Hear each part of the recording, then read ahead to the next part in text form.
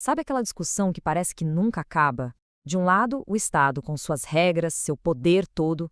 Do outro, a gente, a sociedade, querendo mais liberdade. Pois é sobre essa eterna queda de braço que a gente vai conversar hoje. Uma briga que, no fundo, define tudo na nossa vida.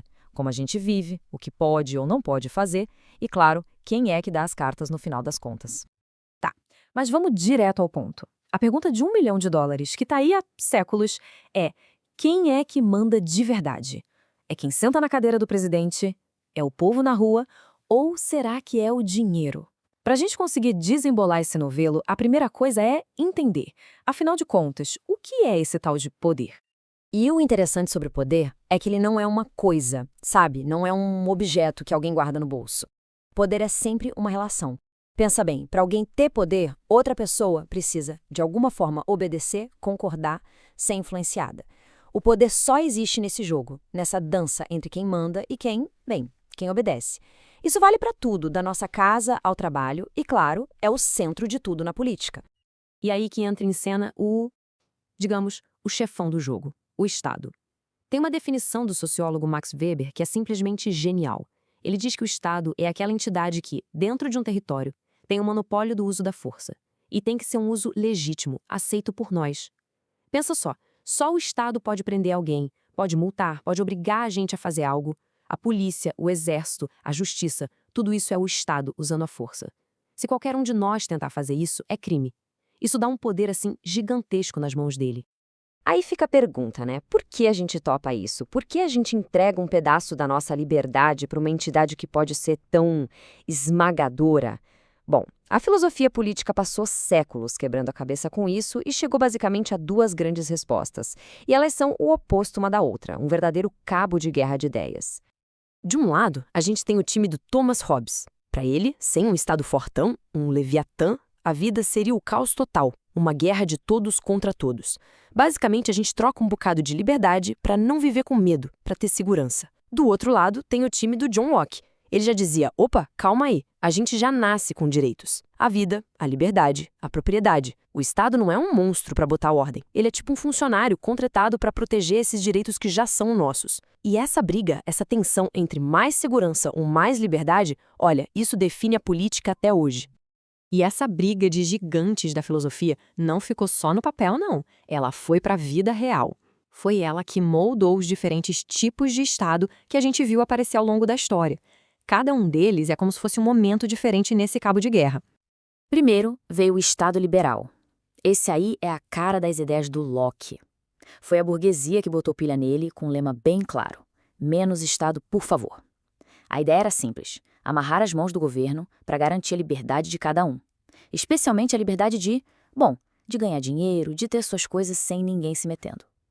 O estado ideal aqui seria tipo um segurança de condomínio.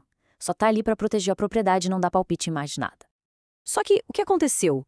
Deixar o mercado totalmente livre acabou criando um abismo de desigualdade. Aí, o cabo de guerra foi puxado com força para o outro lado. E nasceu o que a gente chama de Estado social, ou Estado de bem-estar social. A lógica aqui é completamente diferente. O Estado não tem só que proteger, ele tem que cuidar. Ele tem que usar o poder dele para entrar no jogo, para garantir que todo mundo tem acesso ao básico: saúde, educação, uma velhice tranquila. A missão é justamente consertar as falhas do sistema.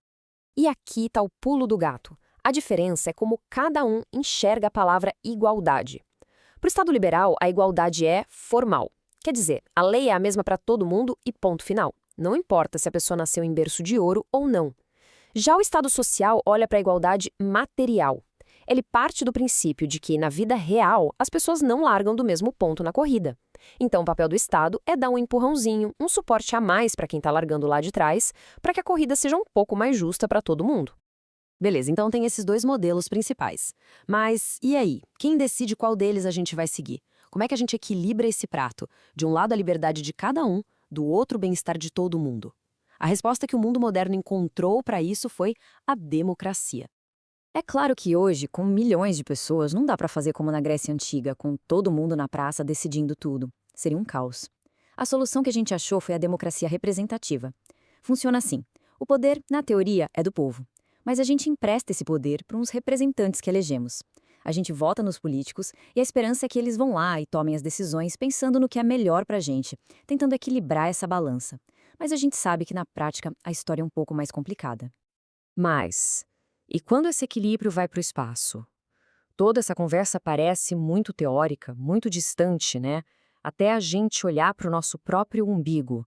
A história do Brasil é um exemplo perfeito e às vezes bem doloroso de como essa briga entre Estado e sociedade é uma coisa real, constante e muitas vezes bem violenta. Olha, a nossa história é uma montanha-russa de dar frio na barriga. A gente já teve de tudo. Uma república velha, onde só uma turminha mandava. Depois, mergulhos profundos em ditaduras, com o Estado Novo de Vargas e o regime militar. Períodos em que o Estado simplesmente passou por cima da sociedade. E aí, tivemos respiros de esperança, como a Constituição de 88, que foi uma tentativa de colocar a balança de volta no lugar, de dar mais poder para o cidadão. O que isso mostra? Que democracia não é um lugar onde a gente chega e descansa, é uma briga diária. E hoje? Como é que está essa briga hoje? A situação atual pode ser resumida num único número. Um número que, sinceramente, é de cair o queixo. 13%. Só isso. Segundo a pesquisa Latinobarômetro, apenas 13% das pessoas no Brasil estão satisfeitas com o jeito que a nossa democracia funciona. E se a gente compara, o quadro fica ainda mais preocupante. A média de satisfação na América Latina já não é alta, está em 30%. Mas o Brasil está muito lá embaixo. Isso acende um alerta vermelho, né? Mostra uma desconfiança gigantesca no sistema que, em tese, deveria ser o juiz dessa briga toda pelo poder. E tudo isso nos joga na cara a grande questão do momento. Se a democracia, que deveria ser o equilíbrio da balança entre o Estado e a sociedade, está deixando tanta gente insatisfeita, será que essa balança não está prestes a quebrar? E se quebrar, para que lado ela vai pender? Para um Estado ainda mais forte, mais controlador?